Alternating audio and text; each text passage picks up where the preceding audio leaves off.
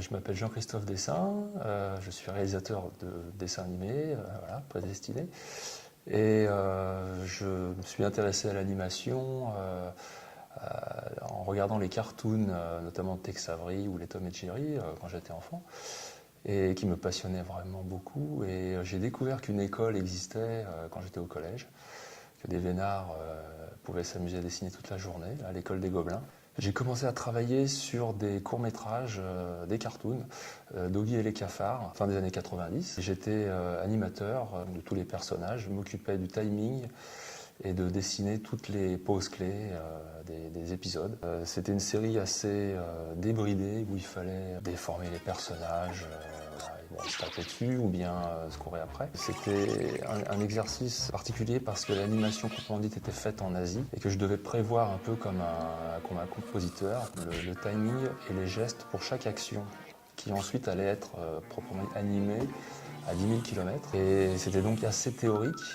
Et il fallait donc pouvoir être extrêmement précis et donner un maximum de références pour les animateurs. En l'occurrence, c'était en Corée du Sud. Il n'y avait pas d'ordinateur, on travaillait avec des cassettes vidéo. On recevait chaque semaine un épisode et je faisais des dessins de correction où je donnais les indications d'expression, je dessinais les courses, tout ce qui était vraiment spécifique à l'histoire. J'en ai profité pour aussi écrire quelques histoires et découvrir le storyboard, rentrer dans le détail de la mise en scène, du jeu des personnages. Et j'en avais le contrôle bien plus que le réalisateur lui-même, puisque lui s'assurait de la continuité de l'histoire et ensuite de la post-production, le son, l'image. Mais moi, je m'occupais de tout ce qui était censé être marrant dans le geste, dans chaque action. Je suis parti ensuite, très peu de temps après, travailler directement avec les animateurs en Corée du Sud. Alors la Corée du Sud, j'y ai travaillé pendant presque 5 ans. Dans plusieurs studios qui s'occupent de sous-traiter l'animation de séries télé pour les États-Unis, pour l'Europe et en l'occurrence pour la France. J'ai travaillé sur quelques séries françaises, mais surtout sur des séries américaines.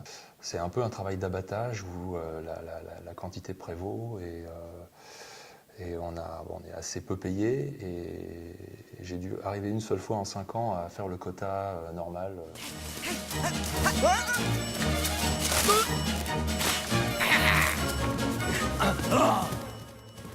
Le jour des corneilles, ça reste certainement le projet le plus vraiment intéressant de toute ma carrière parce que c'était la première fois où on avait vraiment une histoire bien écrite, une histoire pensée pour les enfants, pensée pour le cinéma, par quelqu'un d'intelligent, c'est pas très sympa pour les autres scénaristes, mais quelqu'un qui n'était pas scénariste d'ailleurs, Amandine Taffin, là, qui a écrit vraiment un texte magnifique, quelque chose d'unique parce qu'on a pu tout faire ici, quoi, quasiment.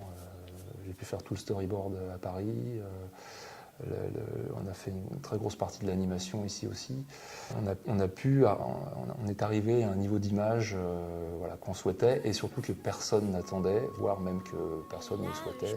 C'est-à-dire que c'était une petite histoire que tout le monde trouvait un petit peu noire, un peu sombre et qui avait réussi à intéresser les financiers et les participants n'y croyaient pas vraiment en fait. Et seul le producteur qui a tout porté vraiment sur ses épaules, il a cru jusqu'au bout. Quand on a un producteur comme ça, et je dirais qu'on est un peu consciencieux, quand on rencontre un producteur comme ça, on réfléchit plus, on travaille au-delà de ses limites et